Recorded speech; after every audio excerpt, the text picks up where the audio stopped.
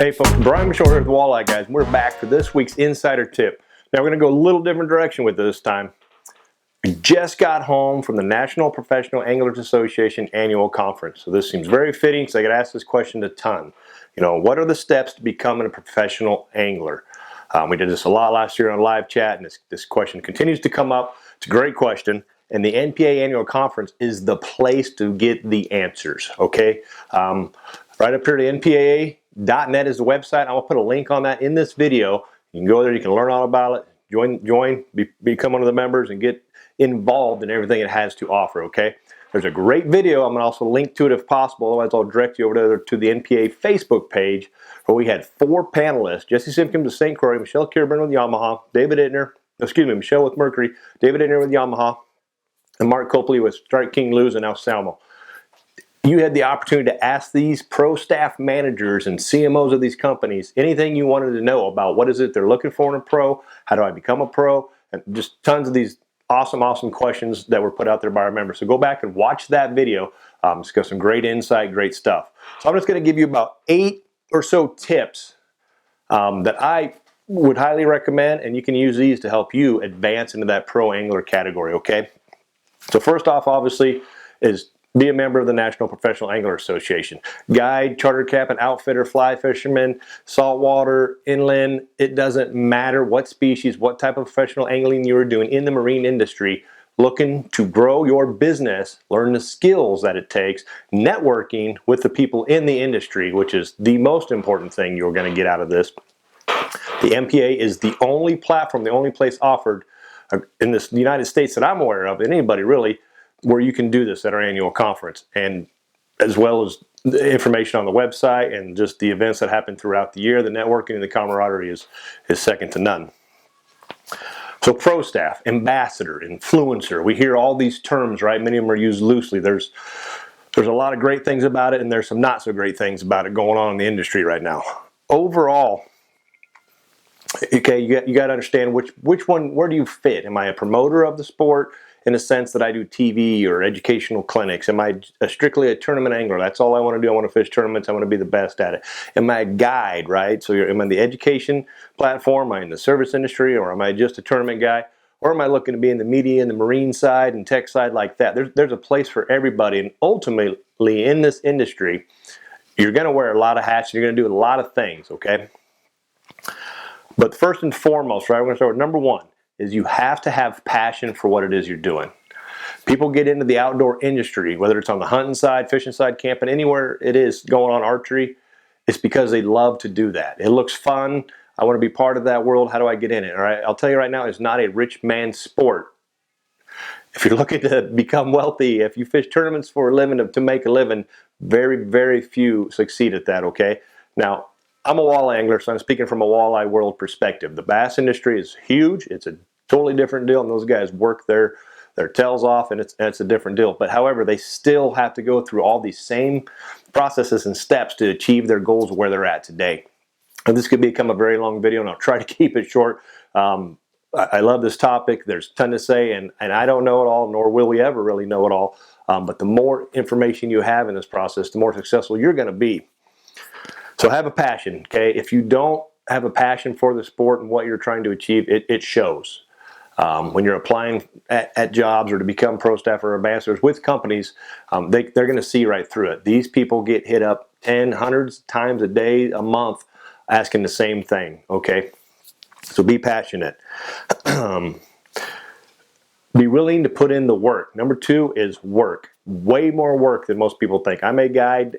That's a 12, 14-hour day. There's stuff that happens before the trip, after the trip, all night, all the, the taxes, the bookkeeping, the scheduling, the marketing, and it goes on all year. There's great guys out there. Chad Schilling did a great seminar at this conference explaining a lot of those things. I unfortunately didn't get to attend it, but I know Chad's been very successful over years, and he isn't successful without doing all these things. Now, having a team to help you makes that much easier. However, you got to have that team in place, whether it's your wife, friends, or you have partners, if whatever the case is, if you're a charter service. And if you're a tournament angler, no matter what it is, it doesn't stop at the end of the day when you put your rod away. Okay? Nothing beats time on the water. period. Whether you're in a fishing tournament or not, just you got time, put time on the water, right? Become a great angler first and foremost. But if you become a great angler, you clearly have passion to fish because you're putting in a lot of time and effort and work. But understand that on the pro staff ambassador level of things, there's a lot more involved than just being able to catch fish. So be willing to work and know that you're going to put a lot of time in, and you're going to have to make some sacrifices. There's no, once again, it's very tough living to make without wearing several hats, and that means you maybe need to create educational. You need to be able to do seminars in the off season, or you have to open water fish and ice fish. You got to be able to travel and what have you. There's a lot of sacrifices that are going to have to be made. The third thing, align yourself with companies that have the same values as you do, okay? Use their products first and foremost. Be a fan of their product and then learn about that company, okay? For me, it's conservation values. I will work with a company if they have a strong conservation ethic and they're doing something to protect our sport and resources. If they're not, I may use that product all the time. I'm not going to be on their pro staff. I'm not going to partner up with them. So that's not for everybody, obviously. But figure out what it is that drives you, okay? Why is it that you like this product? What is it about? And make sure that you align yourself with people that have the same values and ethics, morals, and whatever words you want to use with it that you do, because you're going to work together, you're going to mesh together, and it's going to show. You want to endorse their values, and they're going to endorse yours the same way. Fourth, understand that you are starting at the bottom. Okay, everybody starts at the bottom. We're all in the mailroom, basically, okay? This is where a lot of things, there's some issues within the industry and overall in this whole stuff, because it's kind of become saturated to a sense. But I think our pro staff managers and companies are becoming much more educated in this, understanding the social media, what's real, what's not, and what real value is. The outdoor industry is probably a little behind in that versus fashion and some of the bigger things. We're not huge. We are a billion-dollar industry. Bass is a multi-billion-dollar industry. Walleye, crappie, and everybody else, we're in the tens of hundreds of millions. But it's still a huge industry. Okay, but understand, you're going to start at the bottom. Maybe it's doing some work, working some retail stores on the weekend, or a show for a few hours, managing end caps, being present, okay? And you're going to get some product, or maybe you're going to get a discount on some product. We got to start at the bottom. So understand expectations and try to get those expectations from that company. If you get to that level of saying, hey, this is where I want to be. How do you guys operate? Does it take me 5 years, or is it you only want, can I reach it in 2 or 3? And if so, here's my plan to reach it, but does this meet yours? Okay, and they may say 5 years before you get there, no matter what. A lot of it is filtering through the stuff, okay? They want to make sure you're legit and that you're willing to put in the work and you're actually going to stick around. So 2-3 years at the bottom and you're still there and you're still over delivering, they're going to see that value, and maybe 5 years becomes 4 and you get bumped up to whatever that next level is. Be persistent, okay, but just expectations. Understand where you're coming in from and where you're at. Ton of tournament guys fish small local tournaments. That's great, and they do awesome, and they win, and there's 20 other teams or boats in it, and they call everybody and tell them they're awesome, they won this thing. That tournament was their media coverage there, okay? Did the local newspaper do it? What did you do? Was it on social media? Do you got YouTube or TV coverage of it? Probably not. None of these things happen, so nobody really knows except those 20 people. You're not going to move a lot of the product that way that maybe you were using, okay, outside of your center of influence. Now, maybe you have 10, 15, 100,000 followers on Instagram and Facebook, and you fish a tournament against 20 other anglers, and you're able to show them how what method or technique you used. You're flipping or punching weeds or something like that. Now you're going to be able to have a bigger impact, okay? But just understand where it is. So on what level of stage are you at? Is there TV? Is there coverage of it? Because do they see this? Do they see me? Do they see my logos? Do they see my boat? Do they see the things that I'm using and who I am? Fifth thing, you are an extended member of the sales team. That's what you are. Not how many fish you caught, not where did you place in this tournament, like I just said. It's Can you sell my product, and what are you doing to do that? How are you going to do that? So understand that you are a member of the sales team. You're an extended member of it. So understand that sales team's goals for that year. What are you trying to do? Okay, you guys are trying to move rods. What's the plan? We have these few new rods. They're probably going to have conference calls that give you a lot of this information. Be present on those. Pay attention. Take notes. Educate yourself. You can go to almost any tackle retailer or boat manufacturer's website and read and understand these things. The more educated you are on them, the more you can talk about them. But you don't have to be a techie expert of the insides and outs of the product. Okay, people want real life experiences. When or how I use this, why I use this, and some of it may be because this is American, made product here in the USA. That's why I love this company. That's why I use it first and foremost. Okay, or this company's been around 75 years as family-owned business. Or I use this because they're great to work with, and they supported me through whatever it may be. Right? There's all sorts of things that'll turn somebody onto those products versus, well, if it's the lightest, it's the best bang for your buck, it works best, and it's better than everything else. It's got these, 12 bearings versus 10 bearings, or this bait has extra rattles. All these type of things may or may not matter, right? Everybody's going to have their own method of selling, but line yourself with that companies, get to know that sales team, get to know the retailers, understand their goal. Retailers in the box stores are huge for a lot of these companies. Some are going to be more e-commerce. It depends on what type of product or what they're selling. So understand that the consumer is very educated nowadays. They're going to go online. They're going to do a ton of research. They're going to shop. Okay, so you give them the compelling reason to buy then if possible. But just, you really got to know what you're getting into. But work with those box stores if that's what your company wants you to do. That's where they move a lot of product. Those relationships are extremely important. Know everybody that's there. Know who's in charge, who the management is, and make sure that your communication is making it back to your distributor so they know what you're doing, and then vice versa. Okay, let them know that, hey, there's something going on at the store. I'm going to go in there and help out. It's a give and take type thing.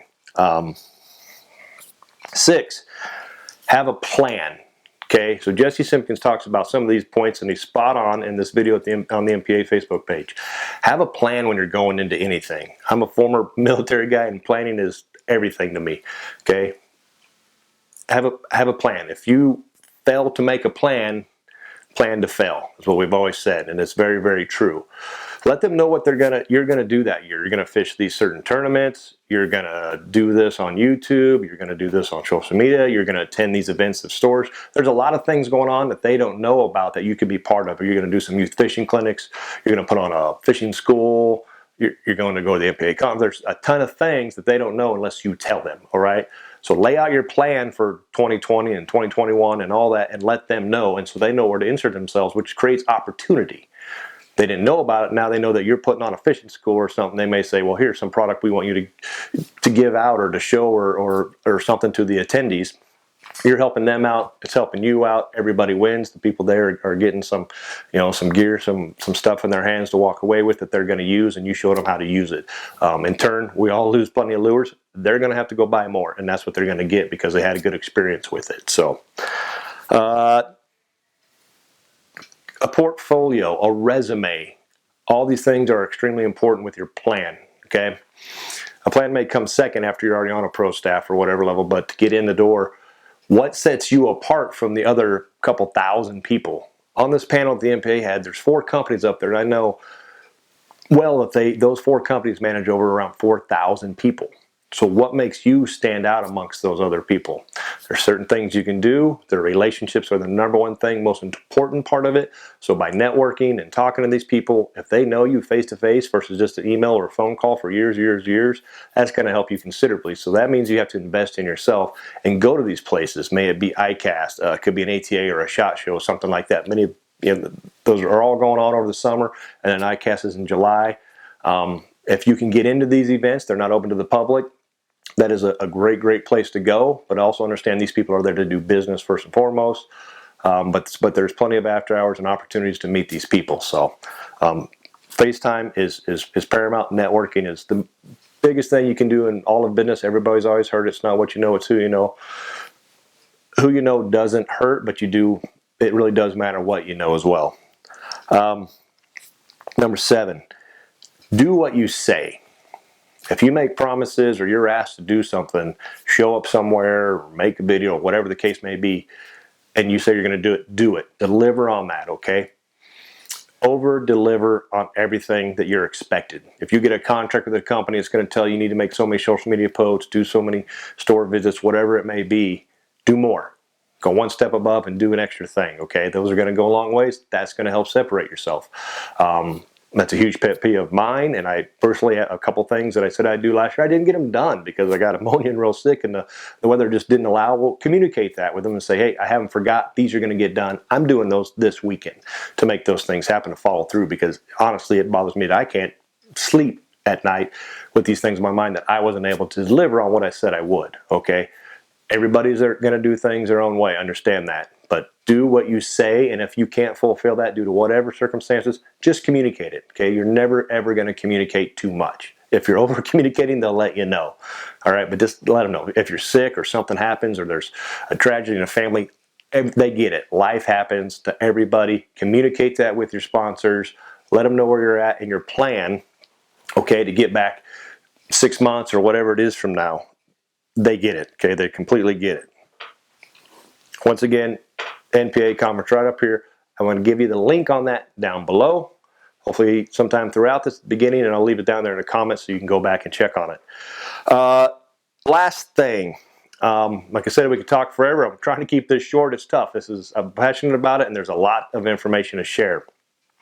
You've heard about the ABCs, right? Always be closing, right? We're a salesman. We're an extended part of the sales team for this company.